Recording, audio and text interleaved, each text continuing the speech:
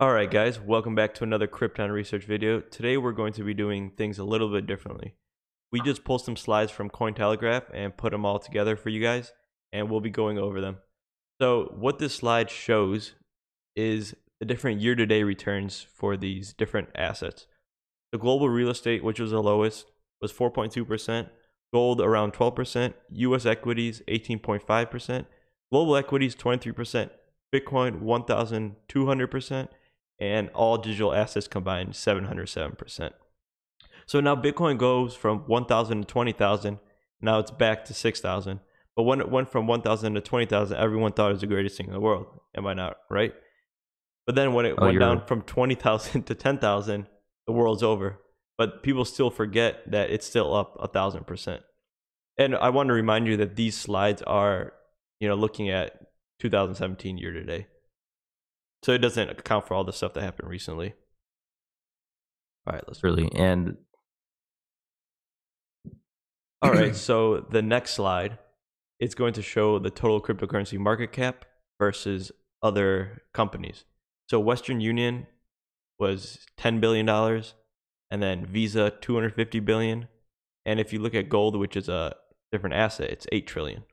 If you look at this chart from October 17th to December 31st, the cryptocurrency market cap increased by 301%, or added $448 billion in value.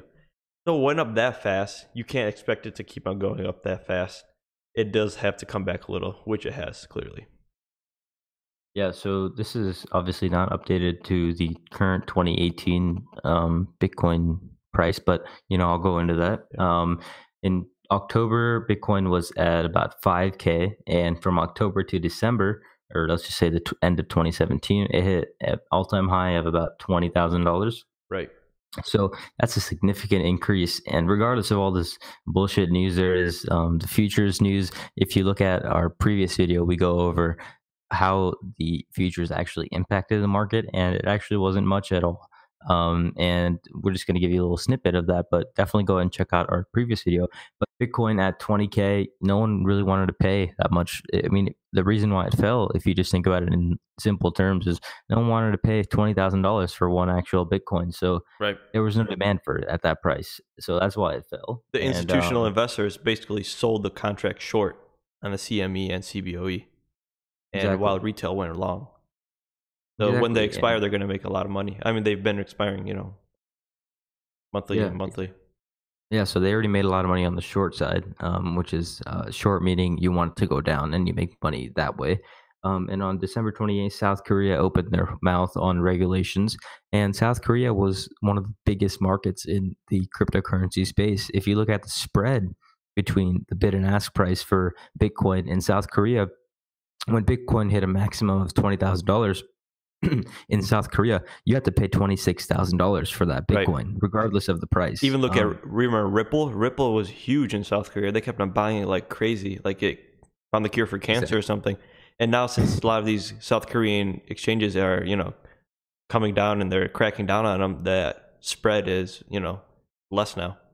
Yeah, it's much, much less. And once South Korea opened their mouth, then China cracked down even further, and the United States started talking, and India, which has one of the world's largest populations, they started talking about it. And ever since then, the whole conversation on regulation opened up, and Bitcoin, what people call FUD, which is just this. I hate that word when people say it.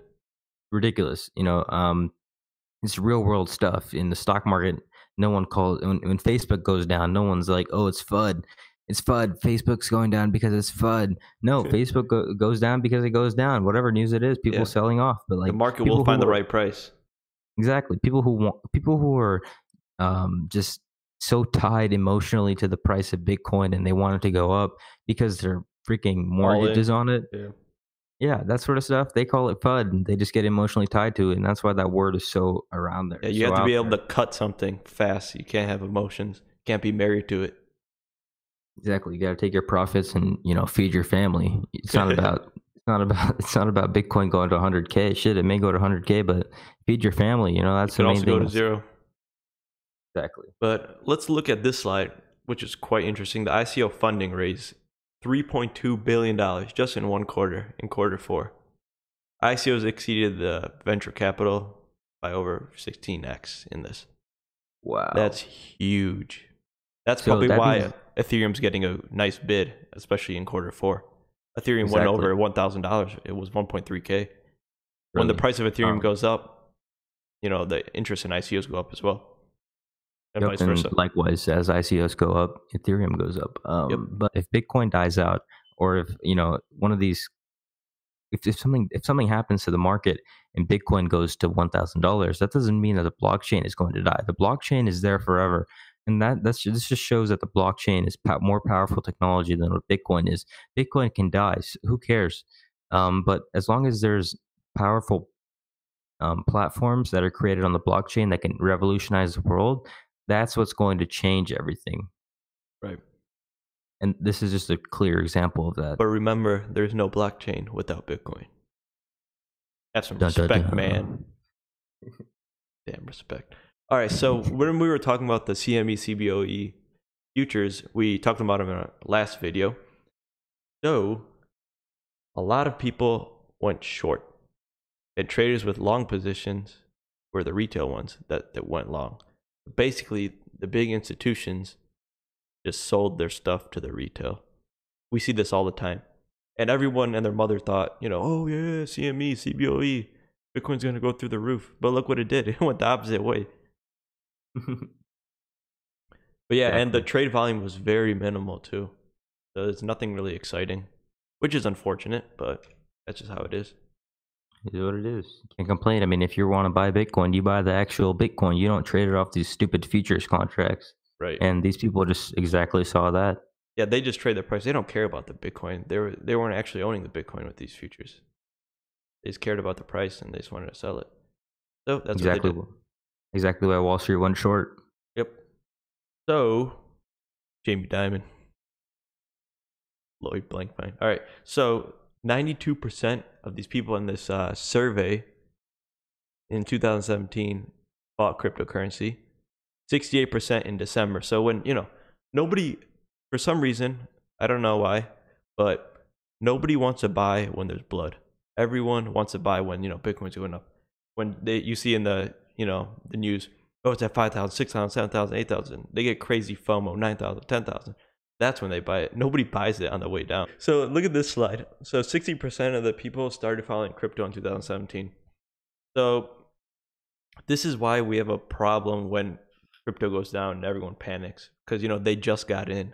A lot of people got in above 10,000. I'm saying most of them probably did, because after the summer, that's when Bitcoin really started to move, right? Because Bitcoin was around $5,000 or 4,000 around the SegWit time, right? So then people got in after that. So they're all in the hole. Yeah, so we're going to do another segment on why the 10K level was so important, and just be ready for that. When we go over that stuff, you guys will be like, wow. Just be ready for that 10K video when we come out with that. But moving on. Okay, so on this slide, they asked the respondents, do they own Bitcoin and do they own Ether? So 69% said they own Bitcoin, and 71% of those same respondents said they own Ethereum. So what this shows is there's a lot of interest in the altcoin markets, but not many people know how to enter them. Let's head on over to the next slide. It's like, what's on Coinbase? Oh, we got like 3-4 things on Coinbase. We're going to buy those things. That's why everyone was excited, like, oh yeah, Ripple's going to be on Coinbase. They knew, okay, people don't even look at the market cap, right? Or, the total supply. So they're like, oh, Ripple's a 50-cent coin. Let's just buy a lot of it. So that's what they thought retail would just chase it and, make the price go to $5, $10. Yep, but no one wants to own 0.001 of Bitcoin. Yeah. Like, no one wants to own 0.001 of anything. How many Ripple do you own? Oh, I own 20,000. How many Bitcoin do you own? Oh, I own 0.10. Right. Just that. Humans, yes, man. So they asked people if they own Ripple, so only 43%. Why is that? Because not a lot of exchanges, like the mainstream exchanges, have Ripple, which is Coinbase. Something very interesting is that the yellow bar. No, I used to, but I sold all of it. So Ripple literally consolidated for a year and a half. Consolidated means it didn't go It didn't anywhere. move at It all. was in a range from 15 cents to 35 cents for one Not and even a 35 half. cents. It was like 25 cents. Just wouldn't move. Exactly, wouldn't move. So people were like, you know what, Bitcoin's moving, Ethereum's moving, all Yeah, this stuff's everybody's moving. Let me making all sell this my Ripple money. and let me buy this stuff. Right. And then Ripple all of a sudden shot from 20 cents to freaking hit an all-time high of $3, over $3. Right. And then everyone's like, oh crap, I missed out on Ripple. Let me get back into Ripple. Like, it's just, man, these markets. But I do think Coinbase will add Ripple. How can they not? Because it just has so much volume and interest. Coinbase will make a killing off of Ripple on the revenues. Oh yeah, stay tuned for another video where we go into that. But I've seen, a lot of companies like the banks have stopped letting people buy stuff with their credit cards, like cryptos, which is probably a good move on their part. Stay tuned for another video where we go into that as well. So the people that bought Ripple, what were their reasons? They said the integration with banks, and then 43% said, I noticed the great run it was having and wanted to get Wow. speculative reasons. And then 25%, this is the point that we were hitting on. 25% said it's an inexpensive coin, but little do they know it's like what, 30, 40, 50 billion dollars in market cap. I don't understand how 39.6% of people think it's going to be a global reserve currency. Like, the people who control the currencies are not going to freaking let a Ripple be the global reserve currency. They're going to want whatever they have. They're going to want whatever they control being the global reserve currency. Right. Like, that's just a It's the same people that 39.6% think the US dollar is going to get replaced by Bitcoin and banks will go to zero. Man, Lord help them. they're reading too much zero hedge, waiting for their gold to go to $5,000. Too much FUD. Peter Schiff still thinks the gold's going to go to $5,000, while the market's, double, tripled in value since then. Okay, so Dream on, buddy. Dream on. So yeah, as we were saying, did they buy any cryptocurrency in 2017? A lot of people bought it in Q4. And then, how often do they check the cryptocurrency prices? Every hour. I'm compulsive. 37.3%. Wow. At the dinner table. Shit. So it shows that did they sell any cryptos in 2017? Basically half said no, and half said yes. So there's a lot of hodlers out there, or hodlers, however you pronounce it. Nobody knows how the hell to pronounce it. But I also understand this because if you have a large position in a crypto, you I personally held for a while, so I have to pay the capital gains tax for 1 year plus. I don't want to pay on the regular. I second that, but people aren't really thinking about that. When they're up 1,000%, yeah, like, that's okay. I understand.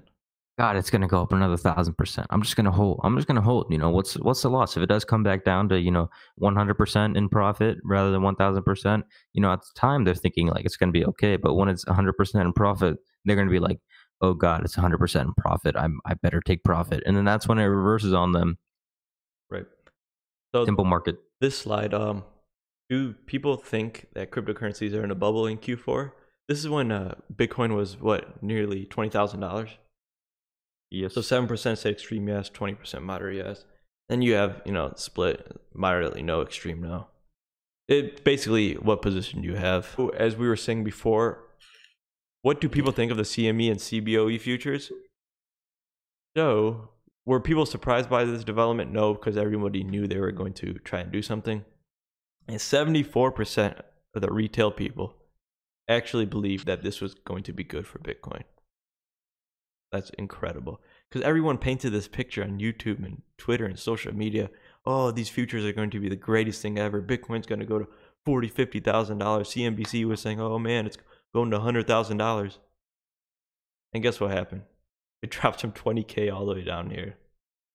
I'm not saying it's because of these futures. I'm just saying because of Wall Street involvement and manipulation. I mean, exactly. Like, what do people think when futures get involved? They think, oh, Wall Street's going to get involved. I mean, so the thing is, at 20K, the only thing that was going to take us higher, retail investors were already high off of Bitcoin. They already got, the people who wanted to get in got in. We need institutions in.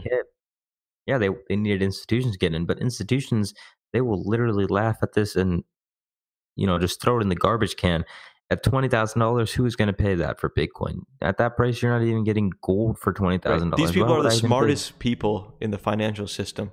They know to buy low and sell high. They are not going to buy all the way up here. They're just not going to do it.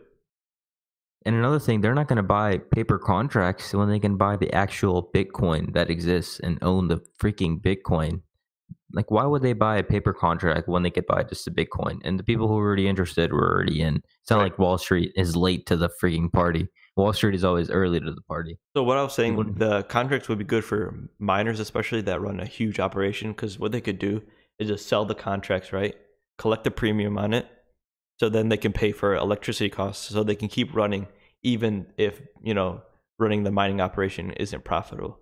So they can break even until Bitcoin goes actually higher. That's good.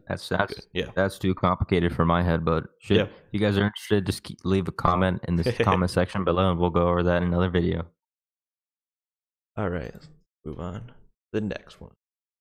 This is really nice. It's really nice in thought that if every exchange was decentralized, then the government couldn't do shit on the market, and people could still trade and make money off these cryptocurrencies, regardless if the government got interested in them and took out Coinbase, let's say, which is not decentralized, and they took out Binance and they took out Bittrex, they took out all these exchanges. Then where would you be able to trade your cryptocurrencies on? EtherDelta, IDEX, and those exchanges are garbage right now. And what I'm very frustrated about is that these larger exchanges, they say they're going to make moves to decentralize their exchange, but that should be number one on their priority. They don't care at all. And what that just means is that they don't care for the larger market. There's so just much in it fraud for a and quick crooked buck. things going on in these exchanges. Just look at Coinbase. Oh my God. Surprise, Bitcoin Cash is coming to Coinbase. Oh, the price just rockets like crazy. I mean, you don't do stuff like that unless you have ill intent. Exactly. And if you look at like stock, let's just compare it to stock market. The stock exchanges, they don't do stuff like that. They don't just randomly like introduce, let's say like there was a random stock and it was on some really crappy exchange and it got onto the NASDAQ or the Dow. They may know it beforehand, but they're not going to pump the price freaking like they did on Bitcoin Cash. As soon as it was announced, it just skyrocketed. And even before that, they were already in the Bitcoin Cash positions. Yeah, there was a whole bunch of dirty things going on behind the scenes. There's so much fraud within these exchanges. Hacks going on and all that stuff. We don't even know what's going on with those hacks. Like they may even be hacking themselves, and Lord knows. That's another topic to go over. But and then everyone's like, oh, let's get listed on Binance. Let's pay them $500,000 or get listed on KuCoin for $150,000, $200,000, whatever it is. Cryptopia, $100,000 to $200,000, whatever. Exactly. We want, like we say, and at the end of every video, long live the blockchain.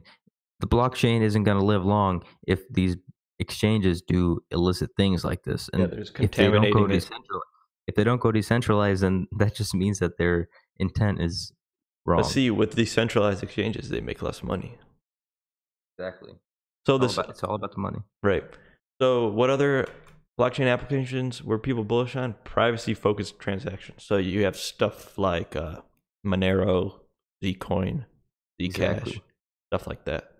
So the government can't really put their hands on this, these type of coins. Additionally, it's like if you have cryptocurrencies, what are cryptocurrencies generally used for? It's used for buying drugs, they as in the media usually portray it as, you're using cryptocurrencies to buy drugs. Well, you're laundering money, but what's the biggest, currency that launders money? It's the US dollar. They just paint a bad picture on cryptocurrencies.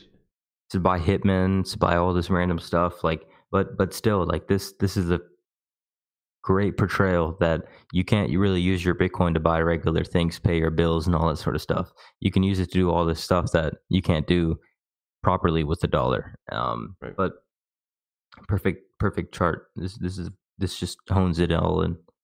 Let's move on to the next slide. So 30% have participated in ICO, down 14% in Q4. Okay, so have you participated in ICO? Only 30%. And then a lot of people want to, but it's just so there's no good foundation. So complicated. Yeah, it's so complicated. And there's so many bad, dirty ICOs out there that will just take your money and run. It's so hard to vet all these things. So it's not really great for the average retail investor. I mean, if you're smart and you can read someone's white paper and you can, see what's right and what's wrong, even then, like, it's like, oh, you have to have ETH, you have to use my Ether wallet, and like, what's the ERC20 token? What's a wallet that can hold your ERC20 token, and yada yada. Like, I've spoken to many like elderly people, elderly meaning like 30 to 40 years old, and they just get so confused. Where I'm just like, you know what? It's not even worth my time. Just if you want to Right. participate, give me your ETH and I'll get you this. But like, Yeah, they're just there's not just a ready. huge gap between how to do that. So let's go on to this next slide. So what were their most influencing factors to buy an ICO? So 5.0 for use case, 4.0 for the team, and then all the way down here is 3.0 for the social signals. So yeah, I guess a lot of people are looking at the use case and the team, which is the most important part, and obviously the white paper. But I feel like But most like, people just like, okay, they read a little and then they see some big person on exactly. YouTube or Twitter saying, oh, this is a great ICO, get it? How do you figure out use case without reading the white paper? If you just read like the largest headline, like let's say they're like, "Oh, I want to decentralize this and I want to decentralize that." Oh, is that the use case? Okay, I'm going to invest in Right. that. So what you want to be careful for is like ICOs that use way too many buzzwords. So stuff like, okay, decentralize, and then they use privacy coins, master nodes, proof of stake, Revolutionize. right? Yeah, stuff like that. You just want to keep an eye out for those keywords. Okay, so 63% of people don't store their crypto in a hardware wallet. This is quite a problem because there's many hacks going on and there's a lot of people's computers and whatnot getting infected. It's always best to keep keys on a hardware wallet, cold storage. Okay, so that is the last slide. We hope you enjoyed this new type of video that we're doing. And make sure to like, subscribe, and share this video with all your friends. And do you have anything else to say? Yeah, if you guys would like more of this sort of content, just go ahead and put that in the comment section below and like and subscribe so we know exactly what you guys want. And with that being said, we're going to be introducing a lot more content coming out in the future. And I hope you guys love our channel, and long live the blockchain. Thank you very much for watching, everyone. Take care.